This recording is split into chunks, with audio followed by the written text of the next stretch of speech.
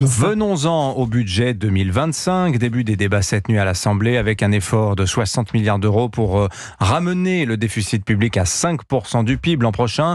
La France doit faire des économies et l'État pourrait céder certaines de ses participations dans des entreprises privées cotées. Moins d'État actionnaire, c'est la proposition de l'aile droite de la Macronie.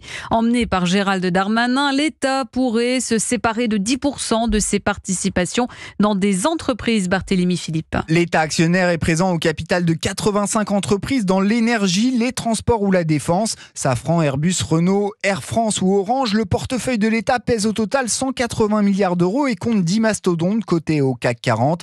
Selon le député macroniste Mathieu Lefebvre, l'État a intérêt à alléger ses participations. On souhaite substituer au choc fiscal un choc de moindres dépenses et de réformes. On peut revoir le périmètre de l'État actionnaire, s'interroger aussi sur ce que fait l'État dans certaines entreprises. L'État est actionnaire de Renault. Est-ce que c'est vraiment un service public supplémentaire? Je ne le crois pas. En revanche, le député estime que l'État doit conserver son influence dans certains groupes stratégiques comme Airbus, Safran et Thales, les fleurons de l'aéronautique et de la défense.